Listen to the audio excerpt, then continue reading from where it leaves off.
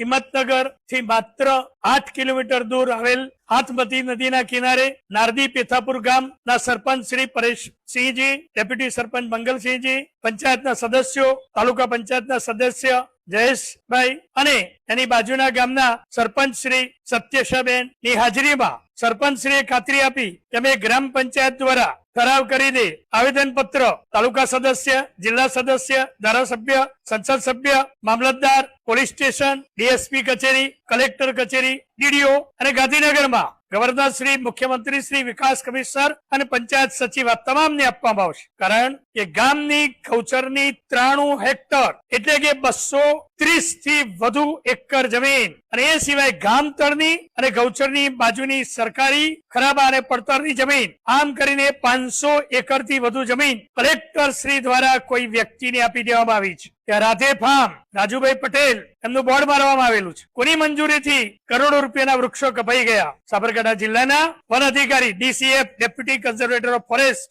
એમને પણ આવેદન પત્ર અપાશે. અને તત્કાલીન ડીએસપી વિજયભાઈ પટેલ એમને ગામના લોકો જયારે વિરોધ કરે આ ગૌચરની જમીન છે, આ કોઈ વ્યક્તિને ના આપી શકો. સાહેબ, લગભગ 500 એકર જમીન પર દિવાલ બની ગઈ, જેસીબી છે. આપને તમામ ફોટા અને વિડીયો મોકલવામાં આવી રહ્યા છે. એ ડીએસપી આ કહેવાતા બિલ્ડર સાથે મેળા પીપળા કર્યા. એમના માતુશ્રીને 2019માં મોઢેરા ખાતે વારસદાર બનાવવામાં આવ્યા અને ત્યારબાદ એમના માતુશ્રી ગોમતીબેન જયંતિભાઈ પટેલના નામે આ ગૌચરની જમીનમાંથી 20 એકર જમીન એમના નામે કરવામાં આવી. સાહેબ, આપ કાયદાના રક્ષણ છો, આપ આઈપીએસ અધિકારી છો અને ગામના લોકોને મારીને ધમકાવીને ડરાવી દીધા. સાહેબ, આ ગૌચરની જમીન છે વ્યક્તિના નામે ન થાય. આ વ્યક્તિ વિકાસ માટે નથી, ગ્રામ વિકાસ અને સામૂહિક વિકાસ માટે. આપ તો આઈપીએસ અધિકારી છો, આપને ખબર હોવી જોઈએ કે ગામના સર્વાંગી વિકાસ માટે ટાંકી બનાવવાની હોય, સિંચાઈની યોજના હોય, ચેકડેમ હોય, તળાવ બનાવવાનું હોય, ડેમ બનાવવાનો હોય કે અન્ય કોઈ પણ હોસ્પિટલ કે શાળા બનાવવાની હોય એના ઉપયોગ માટે લઈ શકાય. આટલી